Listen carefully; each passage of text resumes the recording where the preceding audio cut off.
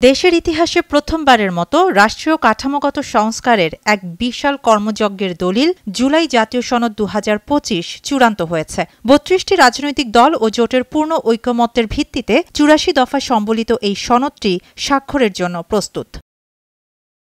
জাতীয় ঐকমত্য কমিশনের সহ সভাপতি আলী রিয়াজের স্বাক্ষরিত এই চূড়ান্ত সনদ মঙ্গলবার সন্ধ্যায় ৩৩টি রাজনৈতিক দল ও জোটের কাছে পৌঁছেছে। আগামী শুক্রবার জাতীয় সংসদের দক্ষিণ প্লাজায় এক বিশাল আয়োজনে এই ঐতিহাসিক দলিলটি স্বাক্ষরিত হবে। এই সনদের মূল লক্ষ্য ২০০৯ পরবর্তী ১৬ বছরের ফ্যাসিবাদ বিরোধী আন্দোলন এবং বিশেষত জুলাই আগস্টের গণঅভ্যুত্থানের মধ্য দিয়ে জনগণের আকাঙ্ক্ষিত রাষ্ট্রীয় পরিবর্তনকে প্রাতিষ্ঠানিক রূপ দেয়া। সনদে মোট ৮৪টি সংস্কার প্রস্তাব রাখা হয়েছে। এর মধ্যে ৪৭টি বিষয় সংবিধান সংশোধন সাপেক্ষে এবং বাকি ৩৭টি বিষয় আইন, বিধি ও নির্বাহী আদেশের মাধ্যমে বাস্তবায়নের জন্য চিহ্নিত হয়েছে। যদিও ১৭টি বিষয়ে পূর্ণ ঐকমত্য এসেছে, বাকি ৬৭টি বিষয়ে কয়েকটি দল নোট অব ডিসেন্ট বা ভিন্ন মত দিয়েছে। এই সনদের মাধ্যমে রাষ্ট্রীয় সংস্কারের কিছু ক্ষেত্রে সবচেয়ে বড় পরিবর্তন আসতে চলেছে। সেগুলো হল সংবিধানের মূলনীতিতে বড় পরিবর্তন এনে সাম্য, মানবিক মর্যাদা, সামাজিক ন্যায় বিচার এবং ধর্মীয় স্বাধীনতা ও সম্প্রীতি যুক্ত করা হচ্ছে। দেশের আইনসভাকে দ্বিকক্ষ বিশিষ্ট করার প্রস্তাব করা হয়েছে।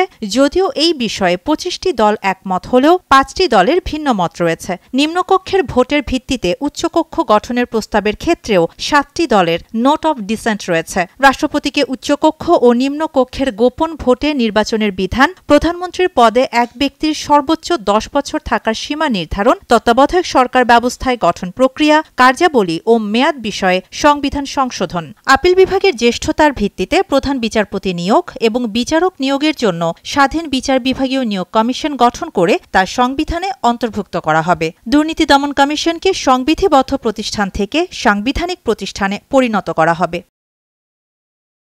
বিচার ব্যবস্থা অংশে আপিল বিভাগের বিচারপতিদের মধ্য থেকে জ্যেষ্ঠতার ভিত্তিতে প্রধান বিচারপতি নিয়োগ, সুপ্রিম কোর্টের প্রয়োজনীয় সংখ্যক বিচারপতি নিয়োগ, সুপ্রিম কোর্টের বিচারক নিয়োগে স্বাধীন বিচার বিভাগীয় নিয়োগ কমিশন গঠন ও এই কমিশনকে সংবিধানে অন্তর্ভুক্তকরণ, বিচার বিভাগের পূর্ণ স্বাধীনতা, সুপ্রিম কোর্টের বিকেন্দ্রীকরণ। সনদের আরেকটি গুরুত্বপূর্ণ অংশ হল পুলিশ কমিশন গঠনের প্রস্তাব। পুলিশ বাহিনীর পেশাদারিত্ব ও জবাবদিহিতা নিশ্চিত করতে এই কমিশন গঠনের বিষয়ে ৩০টি দল পূর্ণ ঐকমত্য দিয়েছে। এই কমিশন গঠনের লক্ষ্য পুলিশকে প্রভাবমুক্তভাবে দায়িত্ব পালনে সক্ষম করা এবং নাগরিক ও পুলিশ উভয়ের উত্থাপিত অভিযোগের নিষ্পত্তি করা। কমিশনের নেতৃত্বে থাকবেন আপিল বিভাগের একজন অবসরপ্রাপ্ত বিচারপতি। কমিশন যেন বেআইনি প্রভাব বা হস্তক্ষেপ থেকে পুলিশের আইনানুগ কাজকে সুরক্ষা দেবে এবং কমিশন যে কোনো বেআইনি প্রভাব বা হস্তক্ষেপ থেকে পুলিশের আইনানুগ কাজকে সুরক্ষা দেবে এবং কমিশনের নির্দেশনা ও সিদ্ধান্ত বাস্তবায়নে সংশ্লিষ্ট কর্তৃপক্ষ বাধ্য থাকবে। প্রয়োজন মনে করলে কমিশন বিচার বিভাগীয় তদন্তেরও অধিকার রাখবে।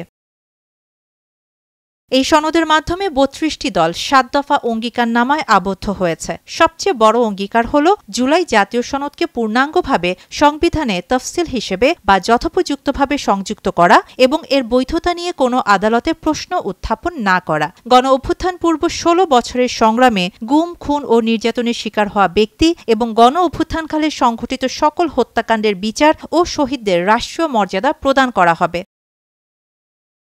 দেশ এখন অপেক্ষায় আগামী শুক্রবারের, যেদিন এই ঐতিহাসিক সনদটি আনুষ্ঠানিকভাবে স্বাক্ষরিত হবে। জুলাই জাতীয় সনদ ২০২৫ কেবল একটি নীতিপত্র নয়, এটি ২০২৪ সালের গণ অভ্যুত্থানের রাজনৈতিক আত্মা ও সাংবিধানিক রূপান্তরের সেতুবন্ধন। এর মাধ্যমে বাংলাদেশের গণতন্ত্র নতুন করে সংজ্ঞায়িত হতে যাচ্ছে দলীয় ক্ষমতার বাইরে এক গণনির্ভর রাষ্ট্র ব্যবস্থার দিক নির্দেশনা হিসেবে। শাহানা জাহান, নয়াদিগন্ত।